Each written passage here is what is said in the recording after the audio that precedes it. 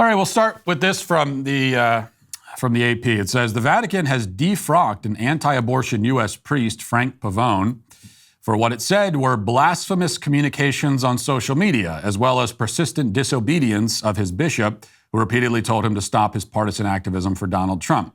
A letter to U.S. bishops from the Vatican ambassador to the U.S., Archbishop Christopher Pierre, obtained Sunday, said the decision against Pavone, who heads the anti-abortion group Priests for Life, had been taken November 9th, and that there was no chance for an appeal.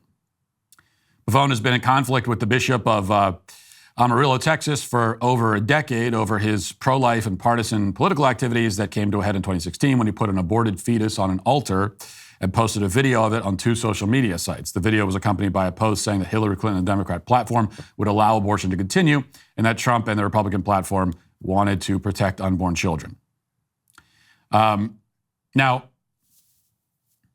So they defrocked the priest. It's what they call laicizing the priest and turning him into, kicking him out of the priesthood.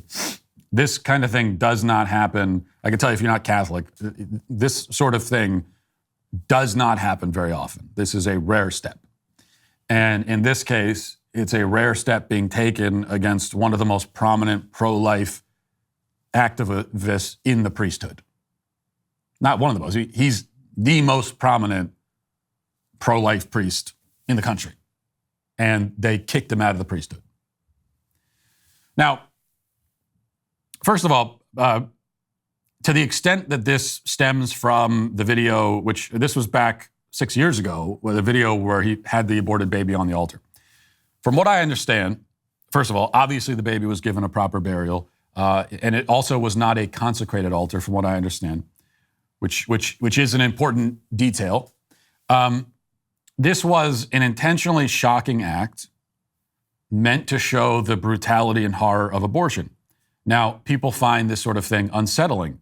Of course they do. They should. I do.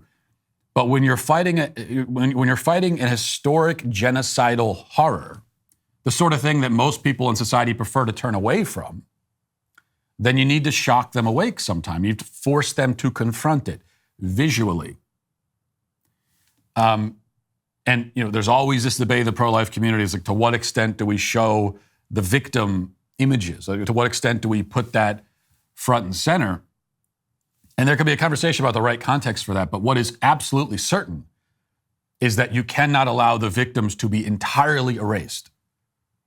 What it looks like, this needs to be seen.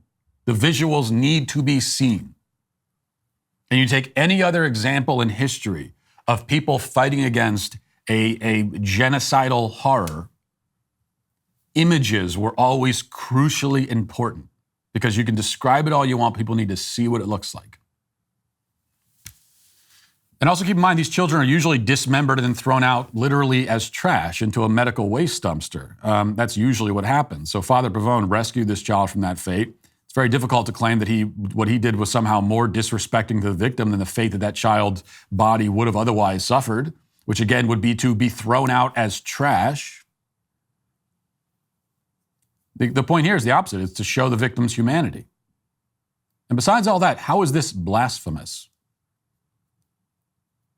We could have an argument. You could say that it's inappropriate, it's shocking. There's all kinds of descriptions that you could come up with, and we could argue about whether they apply. But blasphemous?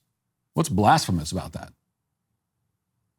And however you feel about that, the fact is that, if anything, his sin here is being too zealous, too militant in the fight for the unborn, something that I don't really think is possible, to be honest with you. The idea that he would be defrocked for this, kicked out of the priesthood, it's grotesque, especially considering all of the priests who are not kicked out. As I said, this is a very uncommon measure that is taken. It does not happen often. I think maybe there was a time when it was more common, but these days things like defrocking priests, withholding communion, excommunicating people, these sorts of kind of ultimate punishments and measures are really uncommon these days. And yet if you're going to start doing that sort of thing, there's a whole line of people that should be far in front of someone like Father Frank Pavone. James Martin is maybe a name you've heard. He's a Jesuit heretic, but I repeat myself, openly defies the church's teachings on a number of central moral issues, especially sexuality. He's a gay pride flag waving blasphemer, touting acceptance of sexual sin, promoting gay marriage and all the rest of it, openly defying the church's moral authority and moral teachings. In fact, he has also stated explicitly that the Bible is incorrect in its moral judgments on homosexuality. He acknowledges that those judgments are in there, but says that it's incorrect. Now, he tweeted this a couple of years ago, apparently quoting someone else, but clearly in agreement he was quoting him. He said, interesting. Where the Bible mentions same-sex sexual behavior at all, it clearly condemns it. I freely grant that. The issue is precisely whether the biblical judgment is correct. The Bible sanctions slavery as well, and nowhere attacked it as unjust. Oh, nothing. No big deal here. Just a priest, one of the most prominent ones in the country, saying that the moral teachings in the Bible are not correct. Which, of course, raises all kinds of questions, that if it's not correct about this, then what else is it incorrect about? Is there any reason to think it's correct about anything else?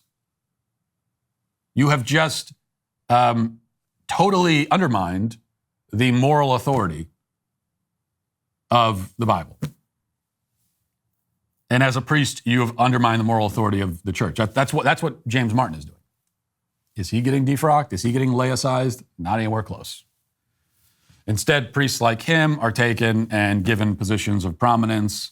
They're welcomed into the Vatican. They're put in positions of power by this Pope Francis, who is an absolute disgrace. He is a disgrace and a disaster. We'll leave it there for today. Moving over to the members block. Hope to see you there. If not, talk to you tomorrow. Godspeed.